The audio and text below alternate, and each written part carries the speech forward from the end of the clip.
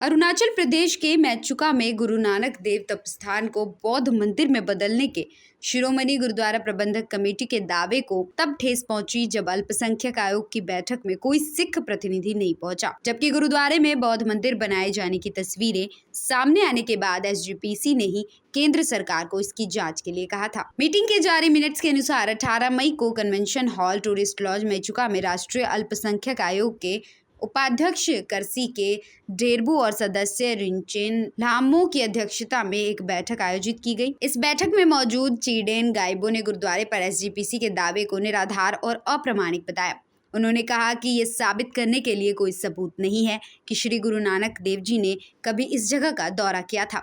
ये साबित करने के लिए सबूत है कि पवित्र मंदिर प्राचीन काल से मेचुका घाटी में रहने वाले मेम्बा बुद्ध समुदाय का है। इस बैठक में विवादित जमीन के मालिक गेबुओंगेन भी अल्पसंख्यक आयोग के आगे पेश हुए। उन्होंने इस दौरान इंडियन आर्मी से मुआवजे की मांग की। उन्होंने कहा कि भारतीय सेना ने उनकी अनुमति के बिना यहाँ गुरुद्वारे की स्थापना की। उन्होंने ज्ञापन और शिकायतों को बार बार जमा करवाया, जिसमें उन्होंने या तो गुरुद्वारे खाली करने या भूमि की क्षतिपूर्ति की अदायगी करने को कहा, लेकिन उनका दावा है कि इस कार्य में कोई प्रगति नहीं है।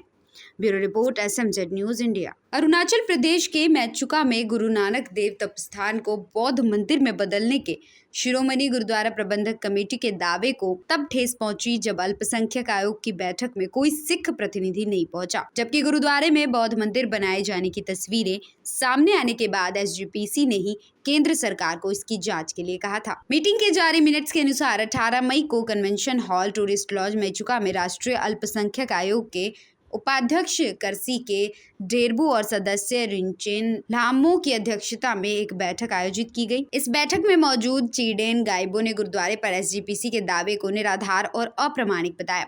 उन्होंने कहा कि ये साबित करने के लिए कोई सबूत नहीं है कि श्री गुरु नानक देव जी ने कभी इस जगह का दौरा किया था।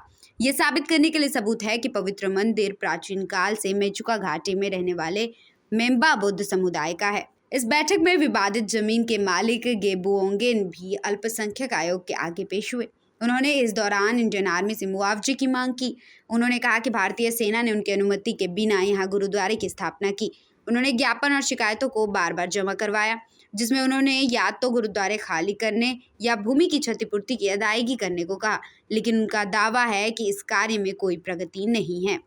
Bureau report SMZ news India. Arunachal Pradesh के मेचुका में गुरु नानक देव तपस्थान को बौद्ध मंदिर में बदलने के शिरोमणि गुरुद्वारा प्रबंधक कमेटी के दावे को तब ठेस पहुंची जब अल्पसंख्यक आयोग की बैठक में कोई सिख प्रतिनिधि नहीं पहुंचा, जबकि गुरुद्वारे में बौद्ध मंदिर बनाए जाने की तस्वीरें सामने आने के बाद एसजीपीसी ने ही केंद्र सरकार को इसकी जांच के लिए कहा था। मीटिंग के जारी मिनट्स के अनुसार 18 मई को convention hall tourist laws Mechuka में राष्ट्रीय अल्पसंख्यक आयोग के उपाध्यक्ष करसी के डेरबू और सदस्य रिंचेन लामो की अध्यक्षता में एक बैठक आयोजित की गई। इस बैठक में मौजूद चीडेन गाइबो ने गुरुद्वारे पर एसजीपीसी के दावे को निराधार और अप्रामाणिक बताया।